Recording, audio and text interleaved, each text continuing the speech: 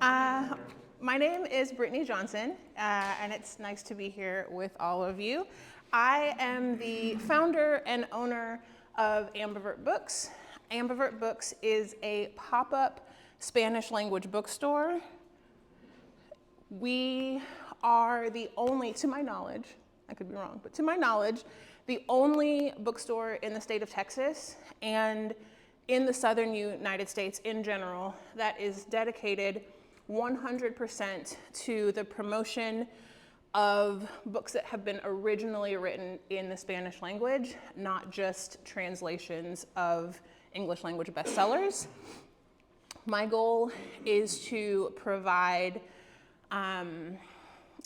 everything that you can think of that you might be interested in reading. I sell everything from kids books to nonfiction history to romantasy to cookbooks, anything that you can think of, all under the premise that it was originally written in the language and is not a translation. Let's see, the bookstore, I'm going to tell you a little bit about the store, and then if I have some time, I'll tell you a little bit about myself. The bookstore was founded in Northwest Arkansas, where I spent the last almost decade living. I moved back to Texas in April, back to Pearland. I grew up in Pearland, although it didn't look like this when I was a kid. I moved back here in April, and I have brought the store with me. When I was running it in Northwest Arkansas, we operated under three sort of models. One is a pop-up, which for those who may not know, that just means I drag my tables, I drag my chairs, I drag the books out to community markets, festivals, book fairs, whatever you might think of where you see people in tents, and I sell books there. We have an online store, and the final is through Third Spaces in Northwest Arkansas. In Springdale, specifically, if you've ever driven through that part of town, I ran the bookstore out of an old house. You can see it here. Basically, an old house that someone had turned into a coffee shop, cafe, hangout space, the kind of place where you might go on a Sunday morning and have a cup of coffee and read the paper. The owners of that space really wanted to incorporate a bookstore, so another bookstore and I got together and split the space jointly. I focused on Spanish, they focused on English. But out of that space, we had book clubs, poetry readings, open mic nights, kids' story times on Saturday mornings. We really try to cultivate a sense of community and belonging, which is, I think, the best of third space sort of culture, if you're familiar with that term. These are all things that I am trying to do here, now that I am here. I have been here for a couple of months, and so I'm really interested in meeting people, looking for opportunities to do pop-ups, looking for opportunities to sort of operate in this third space model or in this like coffee shop model, whatever it might be. Since I've been here, I've really been working. I know Houston is massive, but I've really been focused on Houston's East End. I haven't done anything in Pearland yet, but I'd like to. It's closer to my house. And so that's really what I'm interested in, is getting to know people, getting to know opportunities, developing community and developing relationships here in Pearland, but in the greater Houston area broadly. If I have some time, I'll talk a little bit about myself. I grew up in Pearland. I went to Texas A&M where I studied Spanish and international relations, and I moved to Spain for a few years. I lived in both Barcelona and a smaller town in the south called Granada, which is where I was sort of introduced to literature in Spanish. I consider myself a language learner. I'm pretty confident in my Spanish speaking abilities, but I intentionally try to tell people that I'm not perfect at it. I think the journey to fluency is one that is always sort of evolving and changing, especially when you don't live in a community where people are using the language day in, day out. But I'm trying really hard to create a space where both people who grew up speaking the language and people who are learning the language can all sort of feel comfortable and kind of find something that they like to read. What else should I tell you about myself? One of my favorite souvenirs for myself when I travel a lot, I've lived in 3 other countries. When I travel, I pick up the 5th copy of Harry Potter and the Order of the Phoenix, which is my favorite in the series, in whatever language is spoken in that country. So I've always sort of been interested in literature, culture, language, and how it comes together. So the bookstore is, I think, a natural expression of that. And like I said, I'm really interested in getting to know people, community, and spaces here in Pearland. So thank you.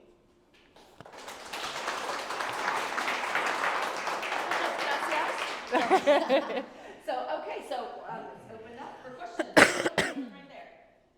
Yeah. Unless I missed it, where's the location and is it also online?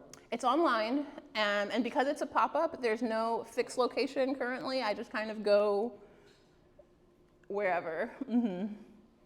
Have you met Miss Julie from the farmers market? I have not, Okay. but I would love to. Okay. Very popular pop-up market that happens every 3rd Friday at Independence Park. Okay. It's Third Saturdays. whatever. Okay. Great. Maybe they're Friday. I got you. Okay. And also, Lit Java is a popular coffee shop. It's also a bookstore, so that's probably along the model that 3rd. I never heard the term, the 3rd. What was it? 3rd space. Cool. Okay. I would love that. Then, what led you? I know you lived in Spain and all that, but what led you to specifically learn Spanish? And sorry, I'm throwing all these questions. No, you're fine. You're fine. Is there a Spanish-speaking country that you have on a list on your bucket list? Oh, there are a lot.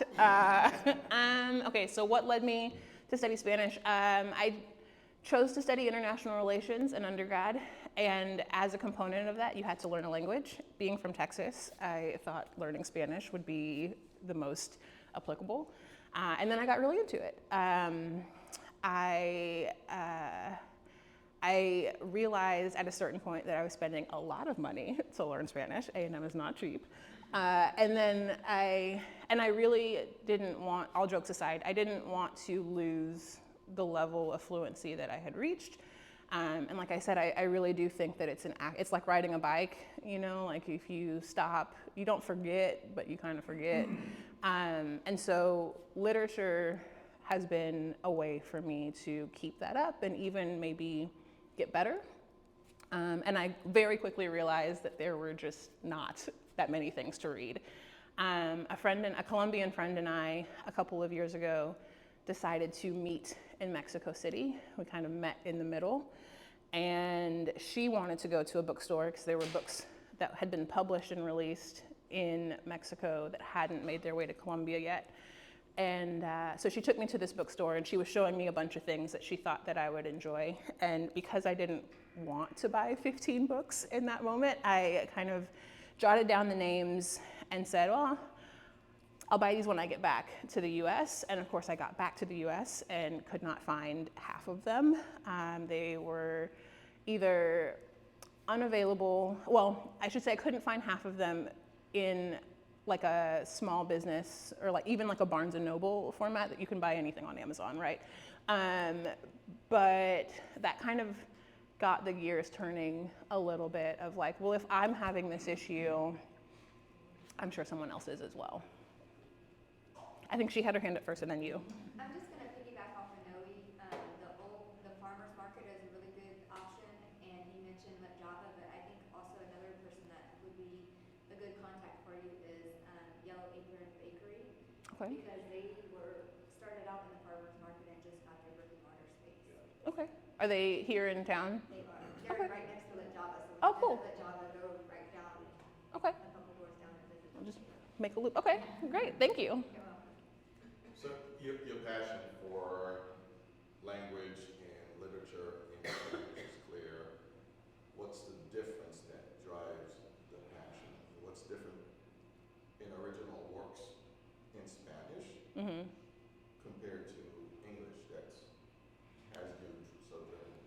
I think that's a good question. And I think that personally, because I am bilingual, if I want to read Iron Flame or Harry Potter or whatever it is in English, I can do that. So I don't necessarily need to, there's a skill and a need, I think, that I don't have, that I don't need to read the translation. And I never really thought about it until I went on vacation with my friend and realized just how much I think of it almost like an iceberg, where what's available here is really the tip of the iceberg that you can see, but there's a whole sort of literary tradition, there's a whole publishing industry that's not reaching even just the other side of the border, right? Like, we're not, Mexico City is an hour-and-a-half flight from here. Like, we're not that far apart, and yet that isn't sort of translating across. So do you focus on specific genres, or are you just finding whatever you think is interesting that you think the market will support? And where do you go to find new things, where do you learn about new publishers in those spaces? Because clearly it's not present here, so how do you find, what sources are you looking at? Those are good questions. So as far as the curation, it's a lot of trial and error, a lot of me buying things and hoping that someone will come along and find them interesting, and also purchase them. And sort of piggybacking on what I know about the book selling industry in general, those, despite the language differences, those trends do sort of translate, because we're serving a different language audience, but we're still serving the same sort of body of people, you know what I mean? So trends in publishing in the US are a good guide point, but then as far as the curation of the individual titles themselves, it's just what I think is cool and what I think is interesting. But it is general interest, so I try to stock kids books, I try to stock adult fiction, I try to stock art books, coffee table books, kind of whatever I can get access to. As far as gaining access to things or even becoming aware of things, a lot of it is social media, following really big name publishers. And I think that there are some publishers who are trying to do things in the US, so starting by following them, getting on their newsletters, et cetera, and then just keeping my eyes, I guess, or whatever the saying is, but keeping my ear to the ground in terms of what's a bestseller in all of these other places, what's cool, what's new, following other bookstores. I'm rambling, but yeah, okay. So what have you found that was the most interesting or most surprising across, different spaces that you've learned working in this industry? Romantasy is a much bigger genre than I would have guessed.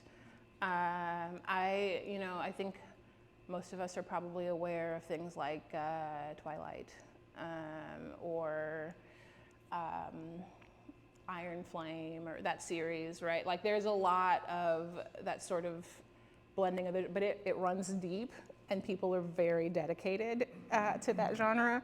And that doesn't exist yet, and not to the same level in the Spanish-speaking market. So there are, I think in terms of what's interesting, there are sometimes when I when people come up to me and ask for things and I have to tell them that the market on this side of the world has not caught up to where we are. Audiobooks is another example. That's something that's becoming a bigger deal, but it's not quite where it is in the US.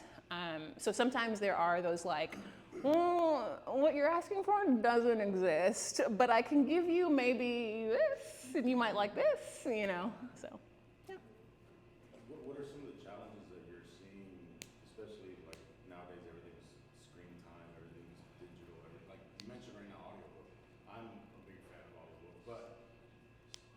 what are the bigger challenges that you see with that as far as getting somebody into, maybe pulling them away from that, Mhm. and getting them into the physical literature collection? I think that it is hard. And it's hard even for me as a bookseller and as a reader. My screen time at the end of every day is very high. So it's hard, I think, even if you're someone who enjoys reading. But what I am noticing, and I think some of my bookselling peers would say the same thing, is that parents still have a very like strong interest in making sure that their kids can read well, that they, especially when it comes to Spanish, that they are able to read in Spanish. And so I sell a lot of kids' books, and especially like early readers.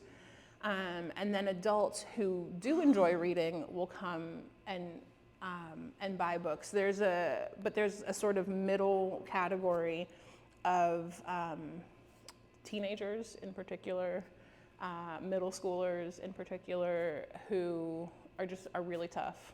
And then adults who are not particularly interested in reading, who you have to kind of say, you can do it. I think something that I didn't expect, that has also proven to be an interesting challenge, is that I have a lot of customers who grew up speaking Spanish, who are used to speaking Spanish, but who are not accustomed to reading in Spanish. And so I'll sell them a novel, and they'll come back like the next time I'm at a pop-up and be like, Brittany, that was so hard. What are these words? And I have to tell, it's a muscle that, just like riding a bike, it's a muscle that has to be sort of nourished, and you can do it. I can do it, you can do it, everybody can do it.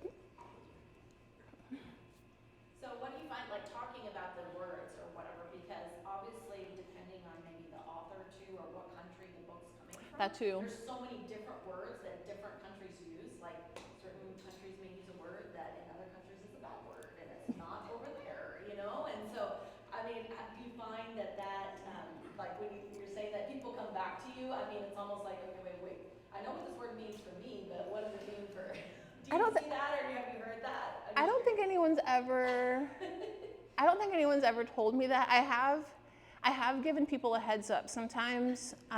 Like for example, a lot of the romance production comes from Spain. They do romance more so than anyone else, I think. And so when people buy romance, every now and again I'll be like, okay, you're gonna see some vosotros in this, and you're just gonna have to deal with it, or whatever, But people don't care, I don't think. Question. I'm in the automotive field, and at one time I was gonna sell tires, and then I bought the machinery and everything, and then I decided that, I found out that I didn't want to compete with Discount Tire and Walmart. How do you, the first thing when I think about books, the first thing that comes to my mind is Amazon. Yep. How do you deal with that?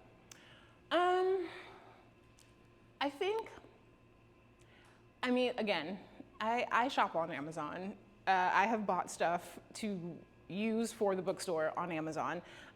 So it's not going anywhere. And rather than trying to compete with it, I think that it is things like this that make the difference. Amazon is not going to go anywhere, but Amazon is also not going to come talk to you at 8:30 in the morning on a Wednesday, right? So being in spaces with people who understand the value of small business, who want to support small business, who understand that you can scroll through 20 pages of kids' boards book, or graphic novels on Amazon, but when you come to a bookseller, they will talk to you and say, tell me what specific manga or comic your kid likes, and I will make you a recommendation. Amazon's not going to do that. So I think there's a little bit of at least in my opinion, I have a little bit of you either get it and you want to hang out with me and buy books from me, or you don't, and if you don't, that's okay.